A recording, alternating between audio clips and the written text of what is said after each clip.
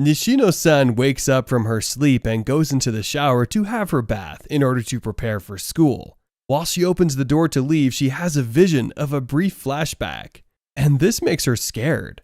Her driver calls her attention and they head to school. When she gets to school, she is greeted by her friends. She heads to the hallway, and there she meets Kagino-kun, whom she despises because he always had a way of pissing her off. Kagino seems pretty aware of this bit, but it doesn't seem to bother him. To piss her off once again, he calls her a name that isn't hers, and while she tries to correct him, he doesn't pay her any attention. She becomes angry and yells at him, calling him a jerk. Meanwhile, in the classroom, her classmates come to meet her and ask about the shows she's featuring in. She, however, seizes the opportunity to boast about her goals to them. At break time, she goes to the washroom. While there, she looks at herself in the mirror, and this causes her to remember an incident that happened in middle school, and how this had led to her start hiding behind a mask. Back in class, her teacher asks if anyone would want to volunteer for the school festival, and Nishino raises her hand. However, her teacher declines her show of interest, saying that she has makeup lessons. Hearing this, her other classmates laugh at her and mock her with how busy she always is. Eventually, the teacher goes ahead to pick Kagino, who accepts to volunteer right away. Now sad, she sits in class and is haunted by the thought that she has always been acting in a way so that her teacher and everyone would love her and not hate her. But this didn't seem to be the case. After school, she calls her driver to come pick her up, but he does not pick up her call. Unfortunately, at the time, he is getting beaten up by some thugs who cause him to bleed. Kagino watches from the top of the school and sees Nishino-san walking home on her own. On her way home, she feels that someone is following her and she looks behind to see an unknown man behind her. Thus, that prompts her to run. While running, she was obstructed by a vehicle and two other men came out of the car. Catching her, they take her into the car and make her unconscious. After a while, Nishino wakes up in a building and finds her hands and legs are tied up, and she struggles to free herself. At that moment, she sees two men in front of her and listens to them as they mock her and tell her that her father has a lot of enemies and they have sent a ransom note to him. Later on, one of the men tries to rape her and tells her that he knows of her past experience. Furthermore, he reminds her of the last time she was kidnapped and promises to give her a new experience. He proceeds to tear the bottom of her shirt and she struggles to free herself. Meanwhile, Kagino had seen her being taken earlier, and in a bid to save her, he positions himself outside the abandoned building and changes into a new outfit. In order to not be recognized by Nishino, he puts on a mask. After that, he breaks in and kills the man who tries to rape Nishino. Then he proceeds to fight the other huge man as he learns that the man was formerly a member of the army. Kagino beats up the man and cuts his hand with a crowbar. Eventually, he kills the man and walks towards Nishino, who is now very scared. He sets her free and tells her to be more careful when she's walking home, after which he disappears, and surprisingly she's unable to see him again. Nishino goes home wondering who her savior is and reports the incident to the police. However, due to her father's influence, the police never get to know what happened in the building that night. The following day, Nishino-san goes to school like nothing had all happened the previous day. When she sees Kagino, she reluctantly greets him, and this time he gets her name correctly, to her greatest surprise. She also notices that he is looking directly at her and she becomes bothered. The next day, Kagino is reported to be hit by a truck on the news and is said to have died. Although he wakes up and finds himself in a new environment and in a new world, he realizes that he's also surrounded by an army which he has the power to command and are ready to follow his every instruction. Still trying to figure out what's going on, he jumps off the building and is followed by his army. Then he remembers his past life and sets new goals for himself, calling himself the Eminence in Shadows. What exactly do you think happened to Kagino? We'll find out when the next episode is released. For now, kindly like this video and subscribe to our channel to get more exciting anime recaps like this. Until next time, do take care and stay safe. Eileen Lorraine d'Autriche, the last daughter of the Duke, finds herself to be useless in many ways, especially since she is the last and only child. There is no way she can reach her siblings, and she eventually stops trying. She ultimately finds a use for herself when Prince Cedric Jean Elmire asks her to marry him at 8. Being engaged to the prince is a great thing, especially for someone like her, so she decides to work herself out so she will be fit for that position. As a result, she overworks herself and becomes a proud empress, and she loses all friends she could have had for the sole purpose of getting married to the prince. Unfortunately, during one of their city's programs, Cedric announces that he wants to break his engagement with her and publicly announce his relationship with Lilia Renoise, a maid.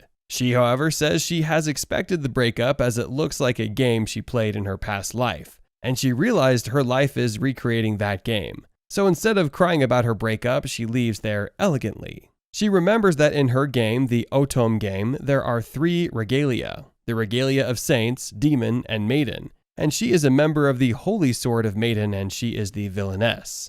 She died in the game when the Demon King reawakened. She realizes that if she wants to survive, she has to ensure the Demon King doesn't awake. She goes to the demon forest, and after arguing with some demons, she finds a gate and the Demon King, Prince Claude Jean Elmire. Claude is the half-brother of Cedric, and he loses his throne when they find out that he's a Demon King at the age of 10. And he's banished to a place in the forest. She tells Claude that she wants to marry him. He's very shocked about this, and he sends her back with a spell that will make her forget the way to the forest. She gets home and she gets an invite to Cedric's marriage ball. In the invite, she finds she must sign a contract to break her former engagement, which will humiliate her again. So she decides to return to Claude and beg him to be her date, but she can't find her way. She picks a forest animal and sedates him so she will force Claude out. She asks him to be her date, and he refuses again. During their negotiation, Claude discovers a Fenrir cub has escaped from its cage.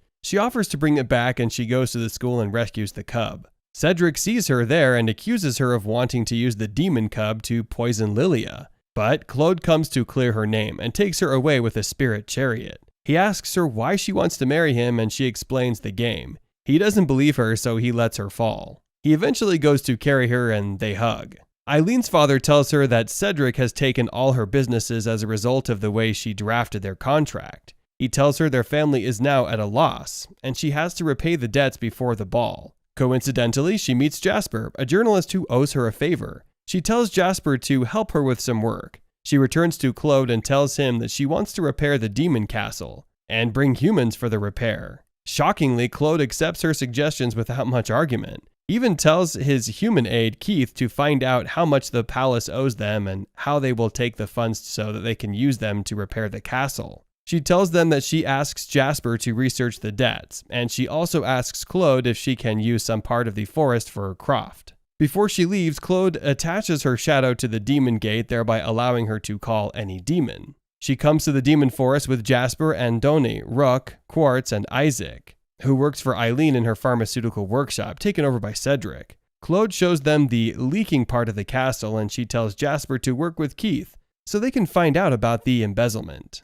She tells her colleagues to research a new medical product that is likely a beauty product that can enhance women's beauty, since she can't invest in the same product she was inventing again. She says she will be the first to use the product to know of its efficacy, and she will confirm if it's good when she succeeds in being more beautiful than Claude for the ball. As the building and production continue at the Demon Palace, Cedric hears about Eileen's good works. Also, Jasper and Keith do their research, and Beelzebub, Claude's demon aide, asks Eileen to teach him manners so he can attend the balls too. When Claude and Eileen watch the workers, Keith and Jasper come to tell them that Eileen is being framed as the person sending threatening letters to Lilia. The sender is using high-quality perfume paper and using Eileen's name, so people think she's the sender. Eileen remembers something like that happening in the game, and she was the one sending in the game. But in this reality, she's being framed. She calls a demon to help her with some palace documents, but Claude fears he won't be able to protect himself. But Eileen says she will fight if humans hurt the demon. Flattered by her kind heart, he asks her to ask for anything, and she asks him to promise to escort her well to the ball, which he promises. Meanwhile, at the palace, Cedric tries to appease his fiancée and insists that Eileen is the sender and he will punish her. This is the third season of the anime The Daily Life of the Immortal King. Wang Ling arrives at a restaurant to eat a bowl of noodles. Suddenly, a demon comes out and interrupts him from eating his meal. He becomes angry and smashes the table. The demon tries to attack him, but he's saved by a helicopter that shoots missiles at the demon. The demon falls to the ground and Wang watches, but he's not happy because he did not get to eat his meal, and he's very hungry. The next day at school, Lin's friends are complaining about their school being repaired because it was demolished by the demons, and they had not completed their assignments. Unknown to them, Wang uses Froggy's power to put the school back in place. Meanwhile, Lin tells them about her new sister, whom she just found, and the boys begin to congratulate her. Suddenly, a very expensive limousine pulls up in front of their school, and a very long red carpet is rolled out. Sun comes down from the limousine and greets her brothers and sisters. Lin admires her, and shortly after, a helicopter comes down into the school premises. The students become worried that another princess has joined their faction in their school. Sun stares at the new girl, who is asking her if she's the most popular girl in the faction. At that moment, Sun sees her brother and goes to class with him, ignoring her. While in class, the students talk about the new girl and her family and how powerful she is. While they do so, the new girl comes in and the students in the class all keep quiet as they introduce the new girl into the faction. The guard introduces her as a new exchange student and tells them to be nice to her because of her family's status. Shortly after, she challenges Sun to a battle and tells her that if she wins, she will replace her as the most popular girl in the faction. Suddenly, the head teacher comes in and tells the new girl that she is an ordinary class, and she becomes very angry and leaves the class through the roof. Still angry, she kills her personal servant for allowing her to stay in an ordinary class after neglecting his plea for a second chance. After that, she comes up with a plan to have Sun do battle with her. That same day, Sun is walking with her brother in a corridor, and Kimia comes in and tells Sun that she has a gift for her brother Wang. Wang rushes to collect the gift, and she uses the opportunity to challenge Sun to a battle. Sun becomes very angry and accepts her challenge. But the princess tells her that she's not ready to fight with her, but to test her talent in a cooking competition. The next day at the cooking competition, Sun and the princess are ready to cook for her brother Wang, who is the judge. They begin to cook, and Kimia uses her magic to come up with very delicious noodles and gives them to Wang. Wang tastes the food, but it doesn't feel any different. Sun, on the other hand, has been battling to cook noodles as she does not know how to cook. Sun mixes the spice together with her last sachet of noodles and mixes it the way her brother Wang likes to eat his noodles. Wang eats it happily, which makes Sun the winner of the contest. Sun takes her brother and leaves the competition, making Kimia very angry. Froggy wakes up from a dream about his birthday when he was very young and comes out of his dog cage. He digs a hole and buries his dog food. Suddenly, he gets a notification on his phone telling him that today is his birthday. Wang comes in and pours him new food on his plate and tells him that he plans on celebrating Froggy's birthday. In class Elite, a secret birthday campaign was formed for Froggy, and they all volunteered to get items and food for the birthday. Sun informs them that they will need a birthday egg, and Wang tells them that it's a custom for one to have a birthday egg during a birthday celebration. Wang volunteers to get the birthday egg and leaves the class. Suddenly, Froggy comes in and they all hide the plans for his birthday. Xiao Yu is given a task to take Froggy for a walk, but she complains that she has not completed her homework. Later on, Froggy drags her to the park and she wonders why he is very happy. But Froggy says that it's his birthday and they are planning a surprise for him. Meanwhile, in the classroom, preparations for the birthday celebration are in place, and Wang goes in search for the birthday egg. He enters a dark cave and sees some birthday eggs. He walks down to pick up one. Wang takes the egg back to the classroom after battling with a monster back in the cave. Back at the park, Froggy and Xiao Yu are staring at a fountain, and they see Instructor Pan. Instructor Pan tells them that she is going to get her phone back in the refining room. Froggy becomes worried and runs back to the building to stop the instructor before she spoils the surprise. Froggy enters the building and sees that Wang has successfully obtained the birthday egg. Froggy suddenly hears the footsteps of the instructor and immediately changes form into a handsome teacher and hands her her phone. He also uses his charm to distract the teacher and promises to take her to see a movie, and she leaves happily. Froggy transforms back into his normal self and notices people coming towards him. He also remembers that his mom boiled the egg at a very high temperature. He notices that the boys are boiling the egg at low heat and rushes to warn them. Back in the classroom, the egg hatches and monsters from the egg possess the boys and Sun. Wang comes in and destroys all the cake monsters, leaving the birthday room in a mess. Froggy comes in and uses his power to get back in time, knowing fully well that it would drain his life essence. Everything becomes normal and Froggy enters the room and notices that the birthday party was for Xiao Yu all along, and he becomes really surprised and shocked. Xiao Yu, on the other hand, becomes very emotional and begins to cry as she thanks her friends. Froggy, however, still remains surprised because of all he has done to save the surprise birthday party he thought was his. Will they ever remember Froggy's birthday? And all that he has done to save their efforts? We'll find out that and more in due time. For now, kindly like this video and subscribe to our channel to get more anime recaps like this. Until next time, do take care and stay safe.